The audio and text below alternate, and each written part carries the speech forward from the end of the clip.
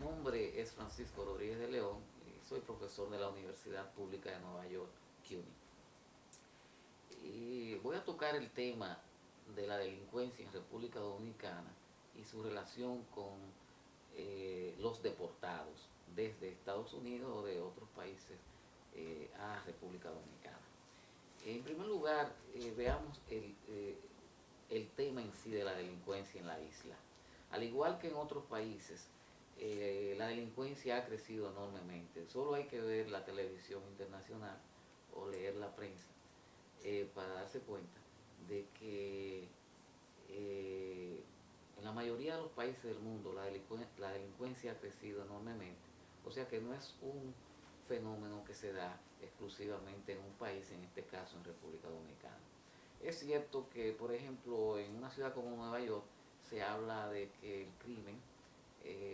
los niveles criminalísticos han disminuido a partir de ciertos años y que se le da crédito al pasado alcalde de esta ciudad, el señor Giuliani, por la baja en el descenso en el nivel de criminalidad y por supuesto a la policía de Nueva York. Pero en realidad ese es un fenómeno que se dio a través de todo Estados Unidos durante la administración del presidente Clinton.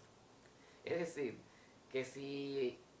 estudiamos el fenómeno aisladamente en Nueva York, evidentemente quien se lleva el mérito es el alcalde que en ese tiempo era republicano, señor Giuliani, y que lo es también ahora. Es republicano el señor Bloomberg. Pero no fue un hecho aislado de Nueva York, fue un hecho que se dio el descenso de la criminalidad durante la administración Clinton, los 8 años, porque evidentemente a partir del segundo año de la administración Clinton, los niveles de empleo, los niveles mejoraron,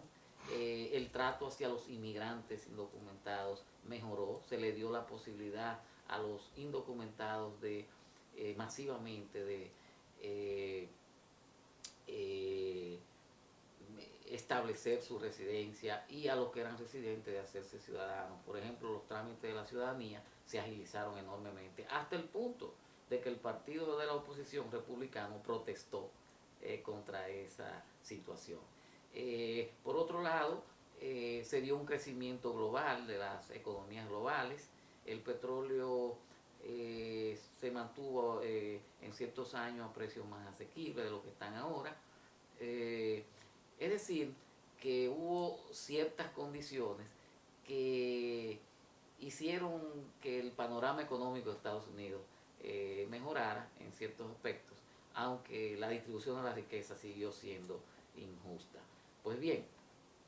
si vemos lo que pasa en República Dominicana, sin aislarlo del contexto mundial, nos daremos cuenta que en el caso dominicano, la entrada masiva de los medios de comunicación ya a nivel global, es decir, que en República Dominicana se puede ver la televisión de Sudamérica, de Norteamérica, europea, asiática, tengo entendido. Eh, la población dominicana que ya en su mayor parte tiene aparatos de televisión, puede ver lo que sucede en otras partes del mundo y se da la revolución de las expectativas, por un lado. Es decir, la gente que no tiene acceso a ciertos bienes y que ve que esos bienes son asequibles a la gente de su propia clase en otros países, pues evidentemente desarrolla un deseo legítimo, aunque no estemos de acuerdo con todas esas cosas del consumismo, pero un deseo legítimo, razonable, de acceder a esos mismos bienes, por un lado. Por otro lado, el desempeño de la economía dominicana se ha deteriorado notablemente en los últimos años. Durante la administración PRDista pasada, todos sabemos que los niveles de inflación fueron extravagantes, se devaluó la moneda dominicana de una manera vertiginosa, el desempleo por supuesto creció y con ello la delincuencia, la corrupción adquirió niveles alarmantes. Eso no ha sido compensado en este gobierno tampoco, porque si bien la moneda se ha reevaluado en un 40% por lo menos, y si bien las inversiones extranjeras están fluyendo más dinámicamente a la economía. Por otro lado, la pérdida de competitividad que representa la apreciación de la moneda dominicana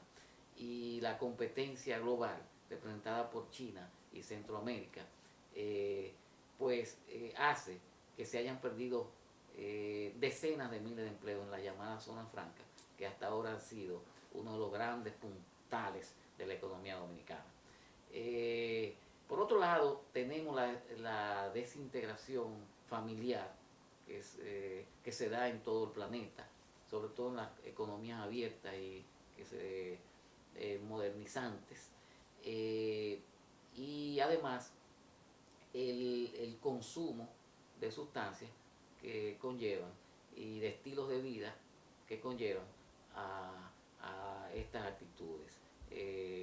Pero también está el mal ejemplo que se da desde las altas instancias del poder oficial. Por ejemplo, cuando la población pobre ve en República Dominicana y en otros países que unos muchachones a la vela que ayer no tenían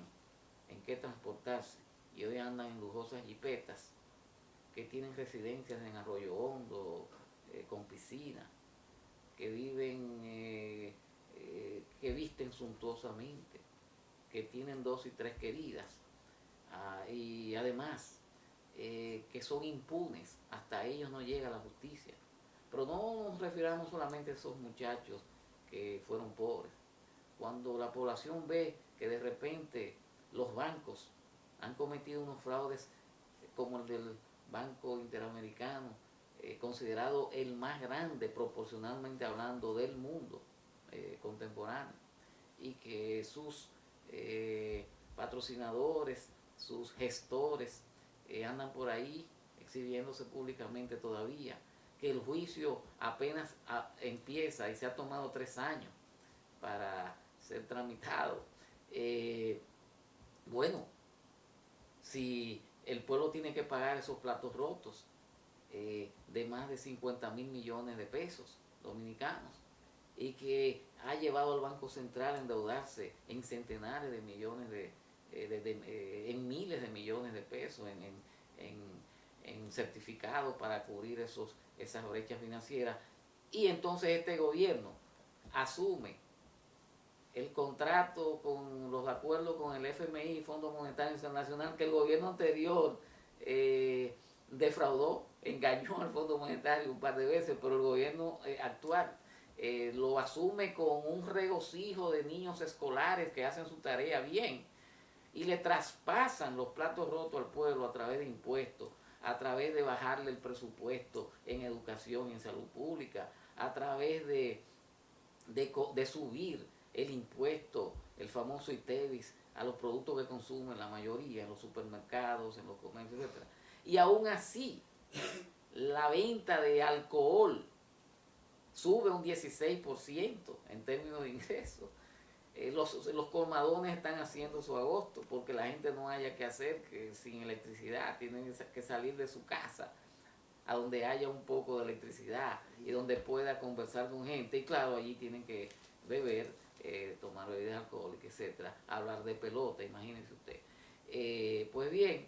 todos estos factores, además de la complicidad de sectores policiales debidamente identificados y atrapados con las manos en la masa en actos delictivos, además de la complicidad judicial del sistema judicial, que acaban de declarar inocente a los del Plan Renove y otros grandes desfalcos nacionales. Ha tenido la Suprema Corte que aceptar los recursos de casación, de apelación por el Ministerio Público. Además de la complicidad del sistema carcelario, que no es más que un sistema delincuencial. Entonces, todo esto nos lleva a la conclusión de que la delincuencia en República Dominicana es debida a fallos estructurales, a fallos de la iniquidad en la distribución de la riqueza nacional, a iniquidad en la aplicación de la justicia, en la complicidad de los estamentos políticos, jurídicos, policiales, carcelarios. Y por último, último quiero referirme en este tema al falso acerto o la falsa afirmación de que los deportados de Estados Unidos, sobre todo de Estados Unidos, son los responsables principales del aumento de la criminalidad en República Dominicana. No vamos a negar que hay un porcentaje de los deportados que replican crímenes que han cometido en este país, en República Dominicana, como es de esperarse en ese ambiente y de este tipo de personas. Pero los estudios más frescos que se acaban de hacer, sobre todo el de Nina Swilk, que es una americana, una estudiante americana de doctorado que está haciendo su tesis doctoral en República Dominicana sobre este asunto y que ha tenido por primera vez acceso a las estadísticas policiales, demuestran que solamente un 5% de los deportados desde Estados Unidos cometen crímenes graves en República Dominicana. El otro 95% no comete crímenes graves, que digamos. No se le puede imputar la criminalidad.